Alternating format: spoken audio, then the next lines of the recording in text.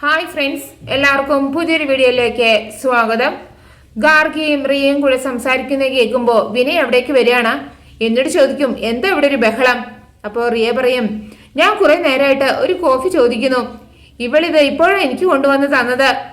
അപ്പോൾ വിനയ് ഗാർഗിയോട് ചോദിക്കും, എന്താടി റിയ ഒരു കോഫി ചോദിച്ചാൽ നിനക്ക് സമയത്ത് അത് ഉണ്ടാക്കി കൊടുക്കാൻ പറ്റില്ലേ? ഞാനൊരു കാര്യം പറയാം, റിയ എന്ത് എപ്പോൾ ചോദിച്ചാലും നീ അത് അപ്പം തന്നെ ചെയ്തു കൊടുക്കണം, ഇല്ലെങ്കിൽ നിന്റെ മുഖം പിടിച്ച് ഞാൻ ചുമരിലൊരിക്കും, കേട്ടോടി. അപ്പൊ ഗാർഗി പറയും, വിനയ് പറഞ്ഞതുപോലെ ഞാൻ എല്ലാം ചെയ്തോളാം, റിയയ്ക്ക് ഒരു കുറവും വരാതെ ഞാൻ നോക്കിക്കോളാം. അപ്പോൾ റിയ ആ കോഫി എടുത്ത് കുടിക്കാൻ കേട്ടോ. എന്നിട്ട് പറയും, എന്തായാലും കോഫി നന്നായിട്ടുണ്ട്. എന്നിട്ട് വിനയും കൂട്ടി അകത്തേക്ക് പോവുകയാണ്. അപ്പോൾ ഗാർഗി വിചാരിക്കും, അവൾ എന്താ വോമിറ്റ് ചെയ്യാത്തത്?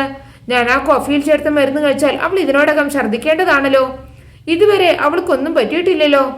അങ്ങനെ ആലോചിച്ച് നിൽക്കുമ്പോഴാണ് പാർവതി അവിടേക്ക് വരുന്നത്. എന്നിട്ട് ചോദിക്കും, നീ എന്തൊക്കെയാ ഗാർഗി അവിടെ കാട്ടിക്കൂട്ടാൻ പോകുന്നത്? ആലോചനയില്ലാതെ വെറുതെ ഓരോരോ ബുദ്ധിമോശം കാണിക്കരുത്. നീ വിഷം ചേർത്ത കോഫി അവൾ കുടിച്ചിരുന്നുവെങ്കിൽ എന്താകുമായിരുന്നു സ്ഥിതി? അവൾ ഇവിടെ ചോര ഛർദ്ദിച്ച് മരിക്കില്ലേ? അതിന്റെ പേരിൽ നിനക്ക് ജയിലിൽ പോകേണ്ടി വരില്ലേ? നിന്നോട് സംസാരിക്കല്ല, നല്ല തല്ല തരേണ്ടത്. നീ വിഷം ചേർത്ത് വെച്ച കോഫി എടുത്തു മാറ്റി പകരം വേറെ കോഫി അവിടെ വെച്ചത് ഞാനാണ്.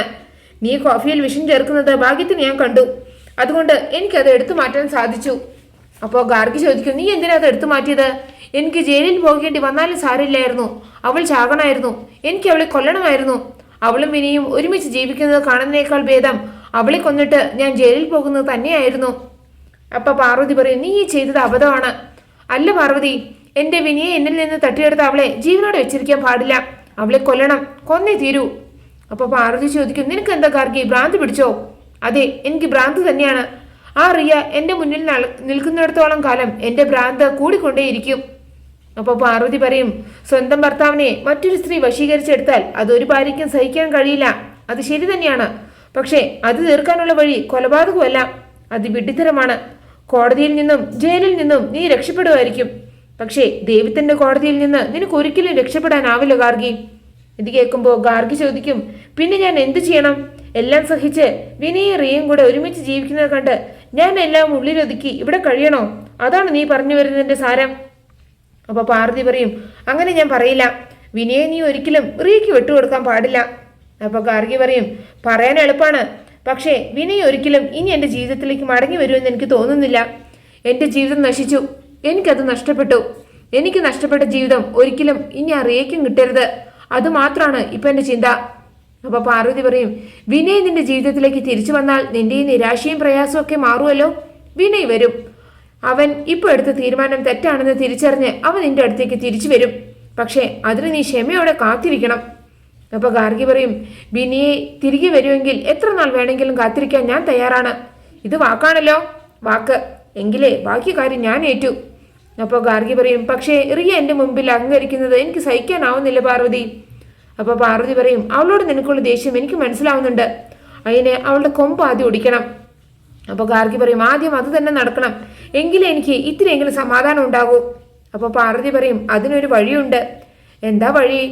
പക്ഷേ അതെന്താണെന്ന് പാർവതി പറയുന്നില്ല കേട്ടോ. അപ്പോൾ പാർവതി ചിരിച്ചുകൊണ്ട് അകത്തേക്ക് പോവുകയാണ്. പിന്നെ കാണിക്കുന്നത് പിറ്റേ ദിവസം രാവിലെ എല്ലാവരും ഹാളിൽ നിൽക്കുന്നതാണ് കേട്ടോ. അപ്പോഴാണ് ഓഫീസിലേക്ക് പോകാൻ ഒരുങ്ങി പാർവതി അവിടേക്ക് വരുന്നത്. എന്നിട്ട് ഗോപിനാഥന്റെ കാല് തൊട്ട് അനുഗ്രഹം വാങ്ങിക്കുകയാണ്.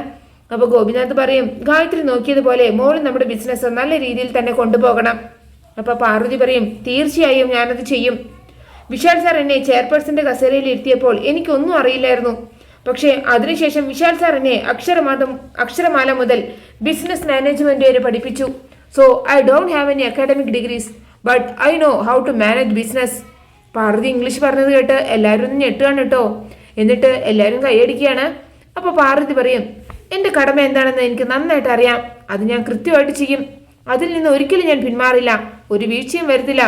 ഇതെൻ്റെ നിയോഗമാണ്, ദൈവം എന്നെ ഏൽപ്പിച്ചിരിക്കുന്ന ഉത്തരവാദിത്വമാണിത്, അത് ഞാൻ നല്ല ഭംഗിയായി തന്നെ നിറവേറ്റും. ഇത് കേൾക്കുമ്പോൾ പ്രഭാവതി പറയും, അമിത ആത്മവിശ്വാസം ആപത്താണ്. അപ്പോൾ പാർവതി പ്രഭാവതിയെ ചേർത്ത് പിടിച്ചിട്ട് പതുക്കെ ചെവിയിൽ പറയും, നിലാവുദിക്കുമ്പോഴേ നായ്ക്കൾ ഓളിയിടും എന്ന് കരുതി നിലാവ് അസ്തമിക്കില്ല. ഇതേ നിലാവല്ല, കത്തുന്ന സൂര്യനാണ്. എന്നിട്ട് പോയിട്ട് വരാമേ എന്ന് പറഞ്ഞിട്ട് വിശാലിനും കൂടെ ഓഫീസിലേക്ക് പോവുകയാണ്. അപ്പോൾ പ്രഭാവതി മനസ്സിൽ വിചാരിക്കും, നീ ഓഫീസിലേക്ക് പോ പാർവതി, അവിടെ നിനക്ക് വേണ്ടി ചില സർപ്രൈസുകൾ ഞാൻ ഒരുക്കി വെച്ചിട്ടുണ്ട്. പിന്നെ കാണിക്കുന്നത് റിയ ആരെയോ ഫോണിൽ വിളിച്ചിട്ട് പറയും, നിങ്ങൾ എന്നെ കൃത്യമായ സ്ഥലത്തേക്ക് തന്നെയാണ് അയച്ചത്. അതെന്താ റിയ അങ്ങനെ പറഞ്ഞത്? അപ്പൊ റിയ പറയും, ഇവിടെയുള്ളവരെ കൈകാര്യം ചെയ്യാൻ വളരെ എളുപ്പമാണ്. ഒരാളൊഴികെ ആ പാർവതിയെ, അവളെ നമ്മുടെ വഴിക്ക് കൊണ്ടുവരാൻ ഞാൻ കുറച്ച് ബുദ്ധിമുട്ടും. നീ അതിനെ ബുദ്ധിശാലിയല്ലേ റിയേ? ആ നിനക്കാണോ പാർവതിയെ കീഴ്പ്പെടുത്താൻ പ്രയാസം? നിനക്കതിന് സാധിക്കും. ഞാൻ ഏൽപ്പിച്ച ദൗത്യം നിനക്ക് ഭംഗിയായിട്ട് നിറവേറ്റാനാവും. അത് നീ ഫിനിഷ് ചെയ്താൽ നീ വിചാരിക്കാത്തൊരു തുക നിന്റെ കയ്യിൽ വന്നു ചേരും. സോ എത്രയും പെട്ടെന്ന് ജോലി തീർത്ത് മടങ്ങാൻ നോക്കണം. പിന്നെ നീ സൂക്ഷിക്കേണ്ട ചില കാര്യങ്ങളുണ്ട് എന്ന് പറഞ്ഞിട്ട് ആ കാര്യങ്ങൾ എന്തൊക്കെയാണെന്ന് റിയയ്ക്ക് പറഞ്ഞു കൊടുക്കാണ്. അത് കേട്ട് കഴിയുമ്പോൾ റിയ പറയും, ഞാൻ വേണ്ടതുപോലെ തന്നെ ചെയ്തോളാം, ഇതിൽ നമ്മൾ വിജയിച്ചിരിക്കും എന്ന് പറഞ്ഞിട്ട് ഫോൺ കട്ട് ചെയ്യുകയാണ്. പിന്നെ കാണിക്കുന്നത് പാർവതിയും വിശാലും കൂടെ ഓഫീസിൽ വന്ന് ഇറങ്ങുന്നതാണ്. പുറകെ തന്നെ അവിടെ പ്രഭാതി എത്തുന്നുണ്ട് കേട്ടോ. എല്ലാവരും കൂടെ പുറത്തു നിൽക്കുന്നത് കാണുമ്പോൾ വിശാൽ ചോദിക്കും, എന്താ എല്ലാവരും പുറത്തു നിൽക്കുന്നത്? അപ്പോൾ അവർ പറയും, കുറേ നാളുകൾക്ക് ശേഷമല്ലേ മേഡം ഓഫീസിലേക്കും വരുന്നത്, അതുകൊണ്ട് ചെറിയൊരു സ്വീകരണം എന്ന് പറഞ്ഞിട്ട് ഒരു ബൊക്ക കൊടുത്ത് വെൽക്കം ചെയ്ത് പാർവതിയെ അവരെ അകത്തേക്ക് കൊണ്ടുപോവുകയാണ്. അത് കാണുമ്പോൾ പ്രഭാവതി വിചാരിക്കും, ഓ ഇപ്പം എല്ലാവർക്കും പാർവതി മതി, അവളെ സ്വീകരിച്ച് അനയിക്കാനാണ് തിക്കും തിരക്കും. എന്നെ ആർക്കും വേണ്ട, ഇത് വെച്ച് പുലർത്താൻ പാടില്ല, ഇതിന് ഒരു അവസാനം ഉണ്ടാക്കണം എന്ന് പറഞ്ഞിട്ട് പ്രഭാവതി അകത്തേക്ക് പോവുകയാണ്.